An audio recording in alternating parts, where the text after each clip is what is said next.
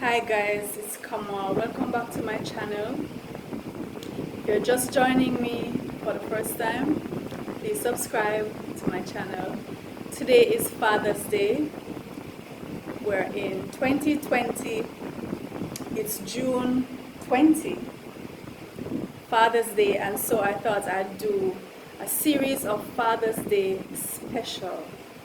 So what I'll be doing, I'll be actually reading from one of my books. The title is Mother, Mother. So it's a collection of thoughts on the family. And over the years, I have written Father's Day messages, which were incorporated in that book. So now I'm going to be picking out the Father's Day messages from that book and sharing them with you. It's a good amount, so I don't think one or two videos would cover that. So actually, we'll see how it goes. It probably goes into 3 or 4 videos, depending on how long it takes for me to read them. So I'll be reading from the book, and I'll also be, if I find that there's something I want to elaborate on, then I would elaborate on that, right? So you're going to see me looking at my laptop screen while I'm reading. I'll take my eyes off you for just a minute, right? But I still have you in my thoughts, so bear with me as I read from the screen, and then I'm going to discuss if there's anything that I feel I want to elaborate on. So this is Father's Day message. I think this one was from 2016. Right, so I'll read Father's Day message. She selected you as the one who would contribute half of her child's genetic code. She saw something in you that she wanted another human being to have. She saw qualities in you that she felt needed to go forth to posterity. I am certain you can all remember that day when life as you knew it changed forever, when someone told you that you were partly responsible for the conception of another human being. The trembling, the terror, the momentary heart attack. I am certain that you remember the day that you saw and held that child for the very first time. You knew you would surely break it. You were sure you weren't ready. I can only imagine the thrill that flashed through you. I am so grateful to fathers who stood their ground in spite of the uncertainty. I am grateful to fathers who didn't shirk their responsibility, didn't march her over to the death clinic, didn't bribe their way out of the honor, didn't run away to find the nearest skirt under which to hide, didn't slip anyone dollars under the table to make arrangements for death. Thank you for supporting life. I love you, fathers. The ones who make their laps available for little talks, little stories, little questions. The ones who walk hand in hand along sidewalks, in parks, off to school. The ones who are not ashamed of playing the fool, offering their backs to happy little ones as donkeys, giving tickles when there are so many ends to tie and adult needs to be met. On this special day, I hope that thrill will stay in your heart and will continue to expand through your consciousness as you grow and embrace your role along this arduous journey. Children need fathers. Children need strong, dependable, honest, gentle, firm, and conscientious men in their lives to hold them and mold them and guide them, to show them how they should be treated, what to demand and what not to accept. The children need men who love and respect their mothers, who protect the household, who care for their needs. Relationships may break between men and women, but a father's love and honor should be constant. Some of you I know are half-broken men who have been through the rut. You have had your share of vice and folly.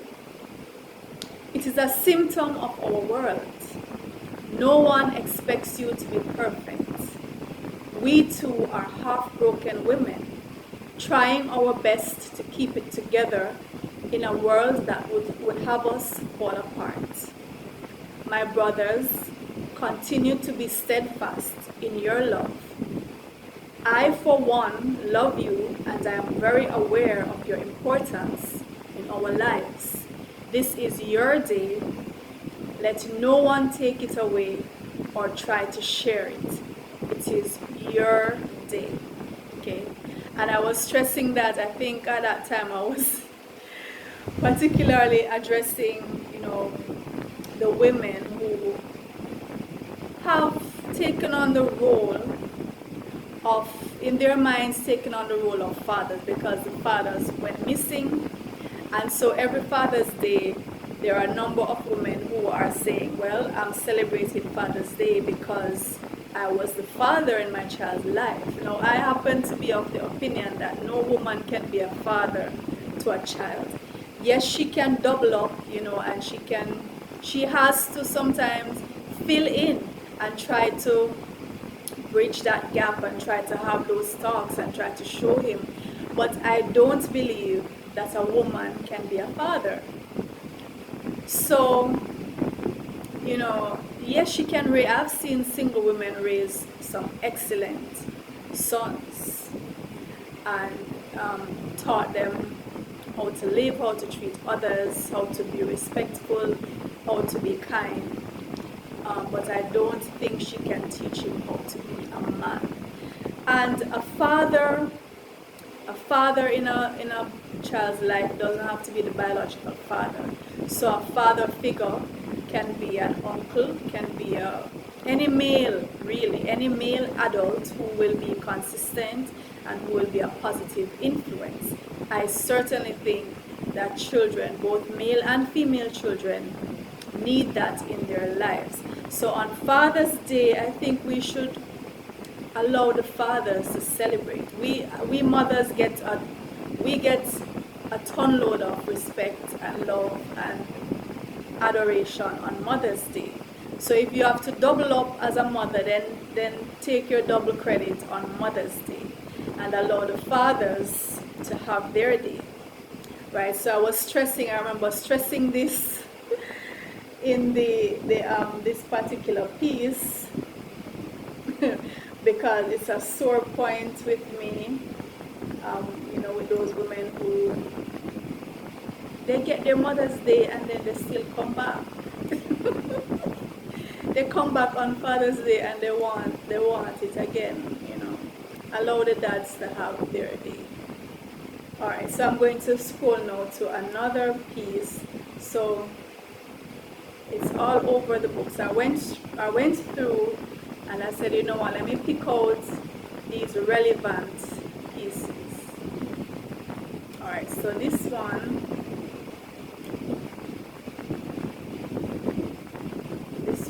that I'm going to read now.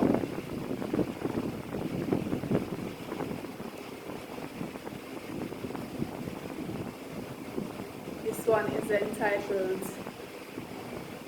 Men's Behavior in Relationships. They say men are more spiteful than women, but this seems mainly to be so as it relates to relationships. I don't think most men carry grouses as it regards other things in life. They let things slide, let things go relatively easily. Men shrug. You think they have you up about some conversation or argument or incident. Turns out, most of them don't even remember the conversation or argument or incident 15 minutes after it occurs. But not so when it comes to relationships. Men are spiteful to the extreme. Guys, you need to comment and tell me if I'm wrong here. Am I wrong? I'm saying, I don't know where I got this insight. So I'm saying men are spiteful to the extreme, even if, or should I say especially if, they have been wronged in retaliation. By that I mean, even if or especially if men were the ones who did the first wrong, such as having an affair, and then the woman retaliated by having an affair, she could apologize 100 times. He's still going to find a way to spite her. Is that true, guys? Is that true? Am I making this up? Because I'm a good storyteller and I make things up sometimes. So, you need to tell me if I'm going off on a crazy tangent here. Am I making this up? So I was saying here, when a relationship ends, the man is less willing or able to move on emotionally.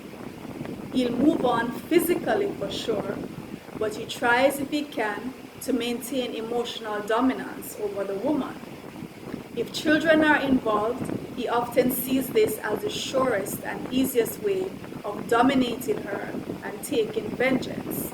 He will spite her through the children by the material things that he refuses to provide, the time he refuses to spend with them, all the while claiming that she is the one who forced him into being a deadbeat. It is very important to him that he has the upper hand. How many women kill their exes compared to the number of men who kill their exes? I'm not saying there aren't women who use their children to spite men or as pawns to get money, etc. But from my observation, spite is the domain of men, relationship-wise.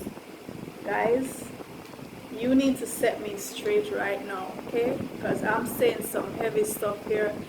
I am accusing you of being the spiteful ones, and you need to set me straight right this minute and say, come on, hello, you know. Right, so I'm saying, you know, men, especially when the women, they might be the ones who do the wrong first, and then the woman retaliates, and he's saying, oh no. Let me know if that's true, because sometimes I get these ideas in my head. I don't know where I get these ideas from. So I'm going down now to another page. So all of these are relevant to fatherhood, to masculinity. Like I said, it's from my book, Mother, Mother, family-oriented book. Alright, so this piece now is called, this is another Father's Day message, and this one was from 2017. So this was June 18, 2017 on Father's Day. So this was my message. I was never a daddy's girl. I wasn't jealous of those who were daddy's girls until I became a woman and retrospect showed me what could have been or what should have been.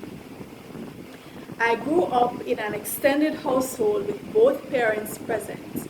My father came home every night, but he was never really there.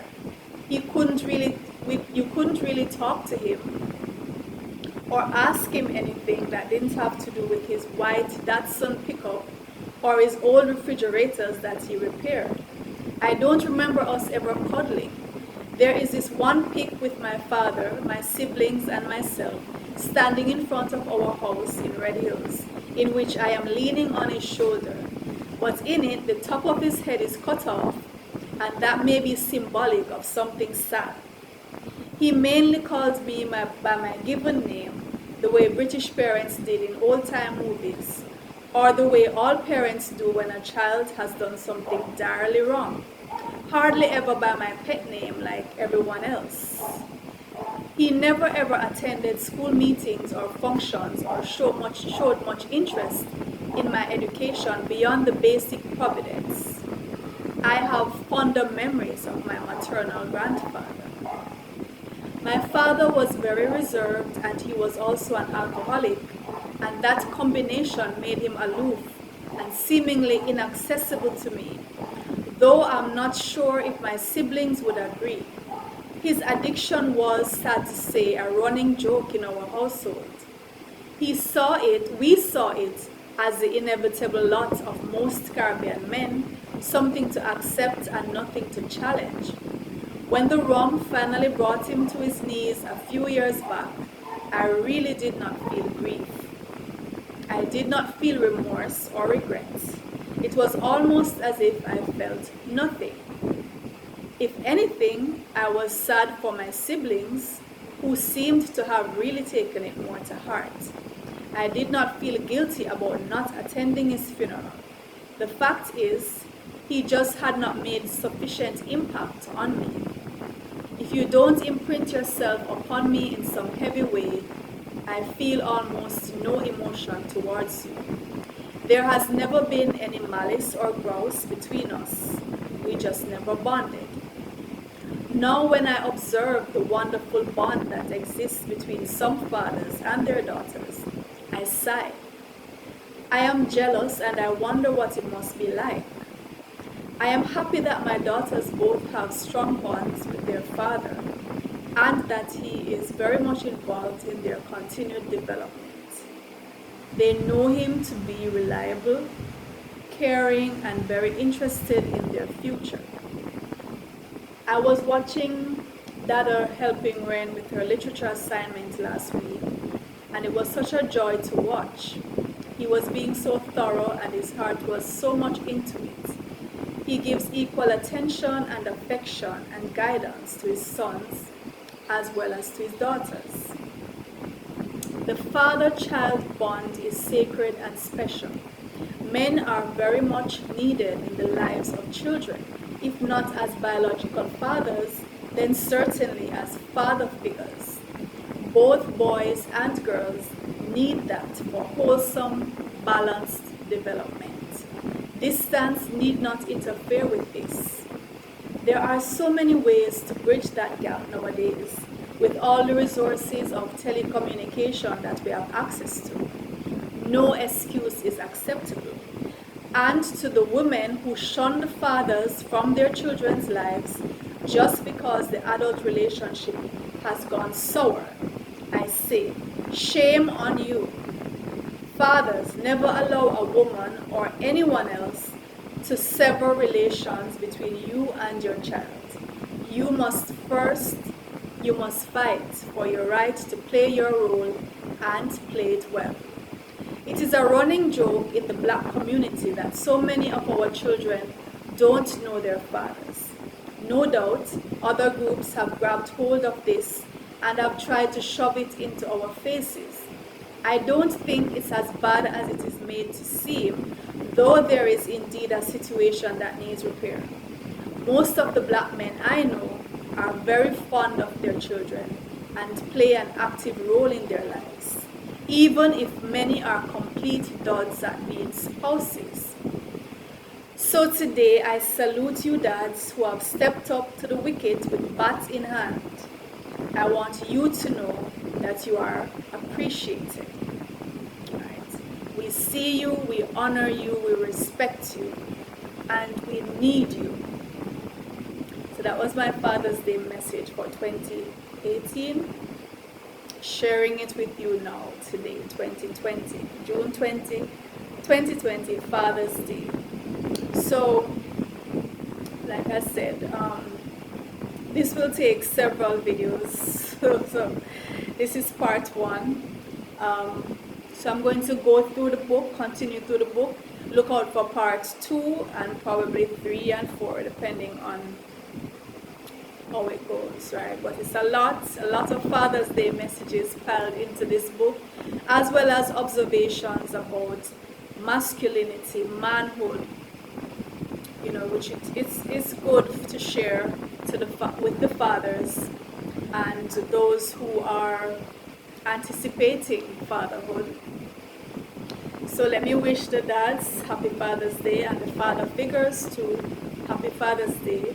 Look out for part 2, and if you haven't already done so, I urge you to subscribe.